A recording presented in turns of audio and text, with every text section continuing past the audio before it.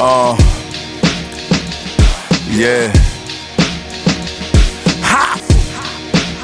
Yeah, I'm so special, I'm so special, I'm so special, so special, so special. I'm like Ichigo, master in a red suit. This my Bankai form, I'm about to let loose. Better make your next move your best move. Straight out the gate, niggas gon' hate and try to test you. Watch who you with, who your mans, who you next to. If you take a hit with son assist like a nephew, you can never check us. Homie, this a chess move. Wrote this on a little short bus, I'm so special. If Mav say get him, I'ma get him. Ain't no talking when I pull up. Park up, hop out, run down with my hood up. Now what the fuck are you hating for? Can't DFG get money anymore?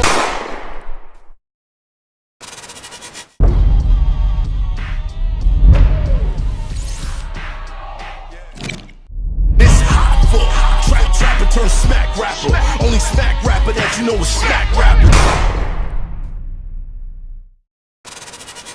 What's one of your biggest regrets being in the industry? Not listening to Dove. Nah. That's most of you motherfuckers. Right. No, I think not having boundaries.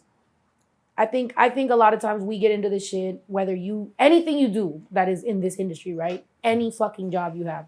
I think if you're holding on to your past traumas and struggles and everything, you're going to make decisions based on that. You're not educated enough to make better decisions. So you're making decisions, sometimes holding on to shit that like shouldn't even be affecting you anymore. So if you took the time to like get rid of that or like, you know, go to whether therapy or books or YouTube, nowadays, even TikToks, there's like so much self-help out there. Look up the hashtag and you'll find something, you know? But I think I would have made better decisions. I would have had better discernment. I would have not let certain people get near me. I think I was in rooms that I should have never even been in. And I should have gone into other rooms that I should have been in that maybe I didn't walk into because people that were in these rooms were telling me not to go there because they're the bad guy. So, you know, you sit there and you have enough people in your fucking ear, you lose who the fuck you even are. And a lot of times when you're really young and you're in this shit, you don't even know who you are yet.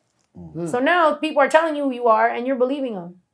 Come to find out a few years later, you're like, I wasn't even like, what the fuck? Like I shouldn't, but you know, a lot of us have, hip hop started from coming up out of nothing, right? And that's why a lot of times we've suffered from that because we didn't get raised with business savvy shit. We got just get the fuck out of where we're from and do something for your family and that's it. And people take advantage of that.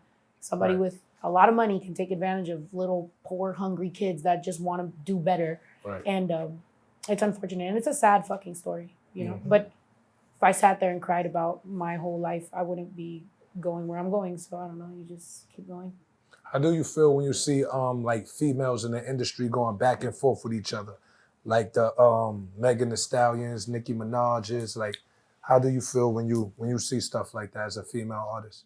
I think that's more like a regular, like human thing. I think it makes me sad that women, like I said, people do pin women against each other. Like that's people's favorite thing to fucking do. People want to see a cat fight. People want to see people argue, fight, you know, battle, whatever. And there's certain things that people will make women do that they wouldn't do to men, or, you know, or like they wouldn't do it as disrespectfully. So, for instance, that I think there's not that much of a catty situation where like somebody may say something in general and somebody's like, oh, she said that about this. Oh, did you hear? And then it's just fan bases start going against each other and they start nitpicking and taking things apart and whatever. And it's just like, damn, it's unfortunate. Like, let women be rich. Hold on, let me ask a question. Do you feel overall, it's kind of like piggyback off of this. Do you feel overall women in hip hop have been supportive of you? I mean, I don't think they have to. I don't think it's their homework. You know what I mean? Like, I think whoever wants to support me can support me, and I don't think a lot of people have, but I don't think that's gender specific. I think there's plenty of people that know me, see me. Anytime they see me, they shake my hand. They tell me I'm one of the hardest rappers, and then they continue to never say that publicly. And that's fine. That's not their job. Which is interesting. They're not my publicists. I know it's not a gender-specific thing. Like, I totally get you on that, right? But I do want to know, especially in 2024, when all we see in, or at least on a, you know, on a larger scale, is a lot of camaraderie amongst female rappers. Right? So you don't feel like you've gotten that? I mean, in the same way that I haven't gotten it sometimes from Mexicans, you know what I mean? It's like it's the same thing. It's like, yeah, of course, if I'm a woman, I would like more support from women. If I'm Mexican, I would like more support from other peers that are Mexican. If I'm Latina, I would like that from Latinos. Like, yeah, like of course you would want that, but at the same time, I can't sit around and think, why isn't this or why isn't that? Like if I did that, then I would, one, be miserable, two, just be looking for validation from people that don't owe me shit, and three, wouldn't be focusing on where I need to fucking go. Right. You know what I mean? Like I need to, if I wake up in the morning and I'm like, why isn't this person, then I'm not fucking promoting the 33 city tour that I just fucking did, or I'm not, you know, looking at my emails, checking any deals that are in there, you know, like I need to focus on whatever the hell is at hand. And also, I am trying to buy a horse right now. So we're going to get to the ranch, because I wanted to get to the ranch when you first mentioned it. I had a bunch of questions about the ranch and the vermin and all of that. But since we're still on women in hip hop, I guess my follow-up question to that would be like, you know, because we are in this state right now where there's like this championing of women in hip hop, right? And so I just wonder, right, like what is it going to take for you to feel like that? I know you're not looking for it. Yeah. Right? But it would be nice. Yeah. When you say I'm not looking for it, it's literally almost even a defense mechanism where it's like, I'm not looking for it because I know I'm not going to get it. So why look for something I'm not going to get? So why no won't woman you get ever it? reached out to you? I'm sorry, Kim. No. No, I think there has been things, and you know, but there's a big difference between conversations that happen and actually making things happen. And I know what it's like to be an artist. If you wanted to, you would. So to me, it's like I'm open. You know, I have my podcast, and I feel like through my podcast, I've been able to kind of more talk to more people and talk to more women and independent women, and not necessarily even rappers, like sometimes singers, like anybody. Like I like having conversations, and at this point in my life, like I rap. I feel like I did what I needed to do and I made my dreams come true. Everything else is kind of icing on the cake. So it's like I rap. I'm good at rapping. I'm good at making, you know, the music that for my fan base and for me to be happy. Right. I can't tell you that I genuinely like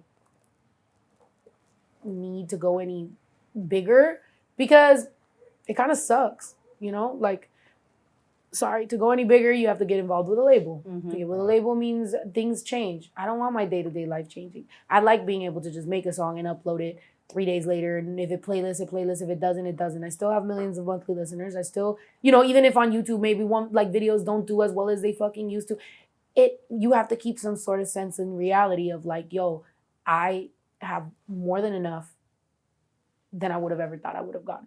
As a Mexican rapper, as a daughter of immigrants, Mexican rapper, by the way. I'm not a pop singer. I got signed at Atlantic on pop. I was never a pop artist. I was a rapper. They signed me as pop because I wasn't black, so they were just like, all right, we're gonna make you a pop singer. Bitch, I wasn't a fucking pop singer. Like I was a rapper. So rap at Atlantic couldn't touch me. Urban couldn't do anything. Pop didn't know what to do with me. I did better than what I would have ever fucking thought. Now. So if things were different, right? And you had your pick of a dream collab with all women, you and 4 or 5 other women, who would it be? Shit, all of them. I mean, Kehlani and I have similar stuff. Cardi, I've always been a fan of her since back in her fucking, you know, before the deal and everything. I think she's hilarious. Who else? Doja's amazing. I think she's one of the most talented artists ever. Right. She did shout me out once. Like, I don't know. But Missy is my fucking all-time favorite, producer. I love Brat. By the way, I'm already going over, but I literally have great things to say about all the women that I have looked up to because I have. Like, I really come from, even like Lil' Kim. Like, I feel like people would think because my music wasn't very sexualized that like I wouldn't, Hardcore was one of the first albums that I would constantly listen to back to back. Mind you, some of the words were a little crazy for me to play around my parents, but they didn't speak English, so it didn't matter. But yeah, like. Did the labels ever try to sexualize you with that? Like, cause you dress baggy and everything, so they would try to tell you, like, you know, I think jeans and short shirt. I don't think they ever like did it specifically. I think it would always come from some roundabout way from some product manager or some random person that would be like, well, if it's not really hitting, it's not connecting because of this. Maybe if you were to this, or they'll book a stylist. The stylist shows up with nothing but this, and now I'm uncomfortable. I also didn't know how uncomfortable I would get, how much, how insecure I was, how so many things affect you when you're in those situations. That now I'm crying in the bathroom, you know, I don't like my makeup, I don't like what they're putting on me, and I'm like, I'm uncomfortable, and now it shows on camera, and it's just, I cringe every time I see a video, you know. So it's like, these are things that it's like people don't talk to you. So that's why I said, if you check on your mental health before you get into this career, you'll probably do a lot fucking better. Because it was a mess. I'm glad I didn't ever blow up back then, because I would have probably killed myself, to be honest. I couldn't take the hate. I couldn't take the majority of things that come with the fame. So I think God knew what he was doing by me slowly doing it. It was an easy way for me to make better money than I was getting fame, and for me, that's better. That kind of piggybacks off another question I was thinking about asking, which is, are you as famous as you'd like to be? A lot of the things that we're talking about come with fame. Need to be more famous. The shout outs. I'm like, I don't need to be. I mean, the shout outs, the collabs with other women, like people wanting to shout you out. They do that when there's something to gain 9 times out of 10. And if you're more famous than them, then shouting you out, or you're as famous than them, then shouting you out gets them something, there's gain from it. But if you're like a couple of tiers beneath them, then they almost feel like they're doing you a favor, so they won't shout you out. This goes back to the conversation we was having in the shop the other day about independent and being signed to a label. And it seemed like she's very comfortable in the independent space. Would you ever want to sign to a major label again? No, I tell them no all the time. Like I constantly, like, think about, like, if I go to business, like little, you know, get-togethers or mixers or whatever, people are like, so can I set you up? Can I set up a meeting? Can I this? Can I that? Or they want to set you up a call just because they want to give you a 3-way call. All of a sudden they want to be the person who brought you to a label. I'm like, dude, I can bring myself to a label. Like, I'm fine. But I what's don't want the no to. for you though? Why not? Why absolutely not? Why yes? They said money change niggas. If you a real nigga, ain't gonna change much about you. But it will bring some snakes around you. Pray for counsel when you find out what that cake amount to. Lord, I'm so thankful for your blessing. I ain't stressing, cause I'm focused on the cash route. Satan's still working overtime, but I pay him no mind, and that's probably what he mad about. I be hopping on planes, touching clouds, while these haters and these thirsty ass bitches trying to grab clout. Praying to you, please keep the police off me if I ever gotta take one of their ass out.